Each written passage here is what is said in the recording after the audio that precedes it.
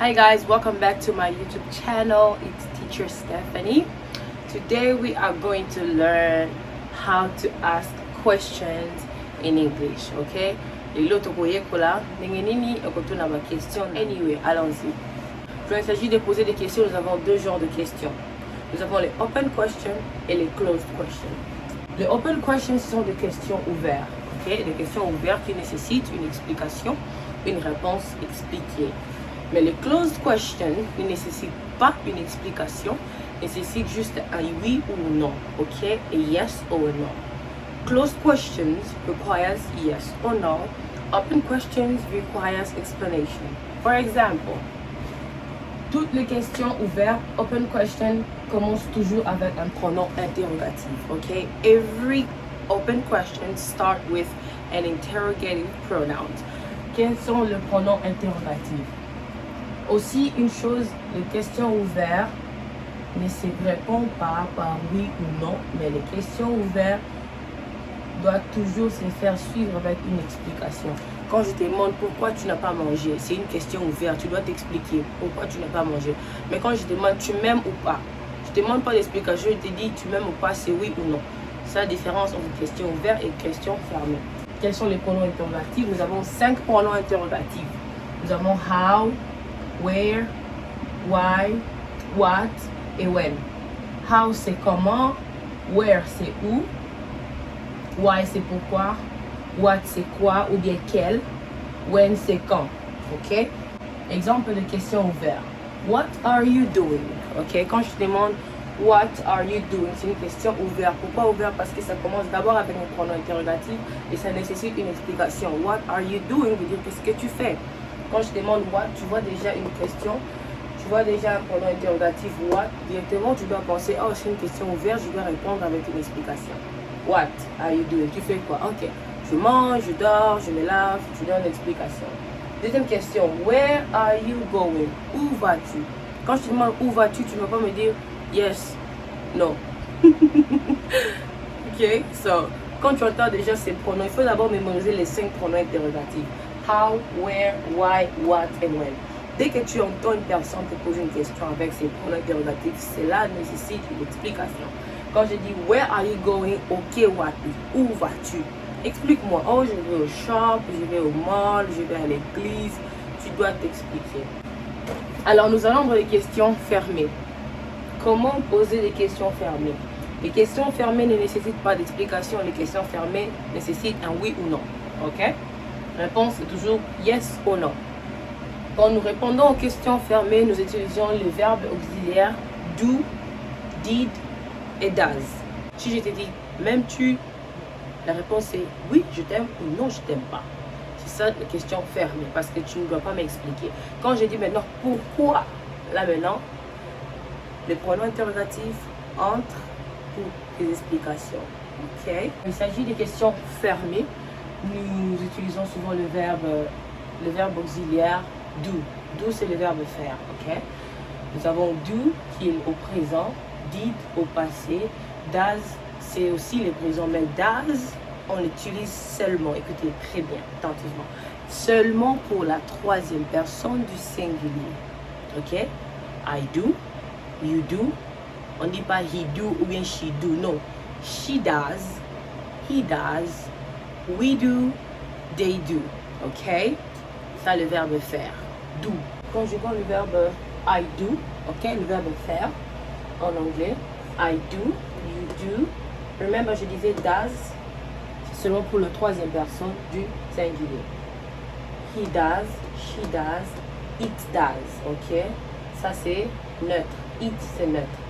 We do, you do, they do. Alors, je fais, tu fais, il fait, elle fait. Ça fait, ok? It, c'est ça. Ça fait mal. It does hurt. We do, nous faisons. You do, vous faites. Vous faites. They, ils font, elles font. Et je pense que la vidéo prochaine, nous allons faire la conjugaison. Nous allons savoir comment conjuguer le verbe être. S'il y a un chapitre qui traîne un peu, c'est le verbe. Alors, ça prend vraiment beaucoup de temps. Mais nous allons faire le basic, comme on dit en anglais, le basic. Le verbe être, le verbe faire, le verbe avoir, juste pour avoir l'idée. Sauf la troisième personne, on utilise does. Does she love me? Est-ce qu'elle m'aime? On ne va pas dire que do she ou do he love me? Non, c'est she does, he. Ok, c'est toujours does. Alors, quand il s'agit de poser des questions fermées, le positif, par exemple, je te demande, did you eat?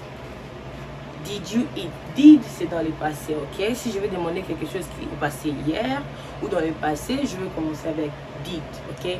Did you, ok? Did he? Did she? Did they? Alright? Alors, quand il s'agit de poser la question, did you eat? Déjà, did, ce n'est pas dans le présent, ok?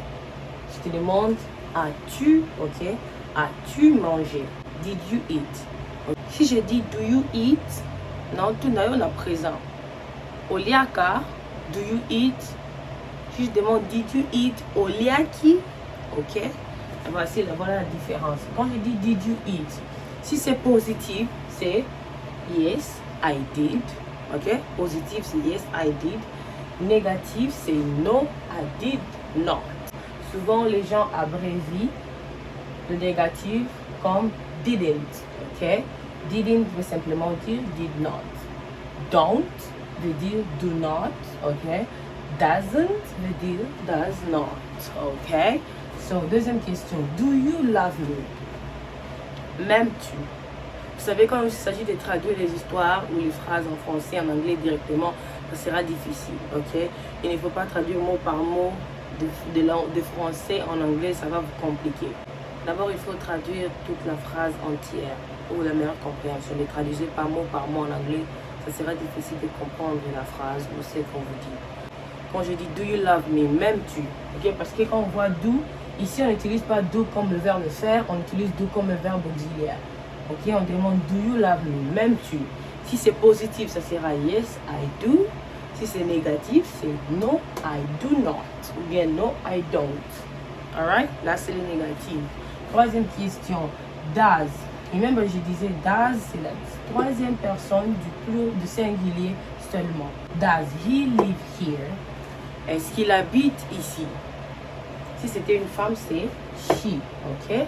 Si vous allez dans mes premières leçons sur les pronoms personnels, vous allez voir qui est she, qui est he. Allez-y étudier. Does he live here? Est-ce qu'il habite ici? Si c'est positif, c'est yes, he does. Pas yes, he do. C'est yes, he does. Si c'est négatif, c'est no, he does not. Ou bien no, he doesn't. Là, c'est les négatifs, ok? Négatif des does, c'est doesn't. Les positifs des does, c'est does. Alright? Les négatifs des do, c'est don't ou did ou do not, ok? Et le positif, c'est do. Le négatif de did, c'est did not ou bien didn't. Le positif, c'est did. Ok? Voici comment poser des questions ouvertes et fermées en anglais. Donc, pour résumer les questions, comment poser les questions en anglais, nous avons deux manières de poser des questions en anglais. Nous avons des questions ouvertes et des questions fermées. Souvenez-vous, les questions ouvertes commencent toujours par des pronoms interrogatifs et ça nécessite une explication. Comment savoir des pronoms interrogatifs? Nous avons 5 pronoms interrogatifs. Nous avons how, qui est comment, where, c'est où, why, pourquoi, what, c'est quoi ou lequel ou quoi, when, c'est quand. Okay? Dès que tu entends une personne commencer la question avec ses pronoms interrogatifs, cela veut dire que tu dois t'expliquer. Alright? Et les questions fermées nécessitent oui ou non comme réponse. Les questions fermées ne nécessitent pas d'explication. Ok, quand je dis tu m'aimes, do you love me? Tu me dis oui ou non. Tu m'expliques pas pourquoi tu m'aimes pas. Non, je n'ai pas dit why, je n'ai pas demandé why. Ok, ce n'est pas une question ouverte, c'est une question fermée qui nécessite un oui ou non. Quand je pose la question do you, ok, you c'est la première personne du singulier ou la troisième personne du pluriel. Quand je pose la question do you, je demande est-ce que, ok, c'est est-ce que. Do you love me? Est-ce que tu m'aimes? Do you want it? Est-ce que tu veux? Ou est-ce que tu le veux? Do you want this or that? Est-ce que tu veux ça ou ça? Ça c'est do you. Mais quand je parle de did you dans le passé, did c'est do dans le passé, ok? Là maintenant je te demande as-tu? As-tu mangé? Did you eat? Ok? As-tu mangé? Et quand je parle de does, qui est la troisième personne, c'est toujours do dans le présent. Ok? Does she? Est-ce qu'elle? Ok? Does she want it? Est-ce qu'elle veut ça? Ok? So, donc, does et do, c'est le présent. Et, ok? Est-ce que tu veux? Ok? Did, c'est le passé. As-tu? I did not. Cela veut dire non, je ne l'ai pas fait. Ok? Did you take a shower? As-tu pris douche ou as-tu pris bain? Quand je dis yes, I did, parce que c'est dans le passé, quand on te pose did you, ne réponds pas do, tu réponds avec le même did.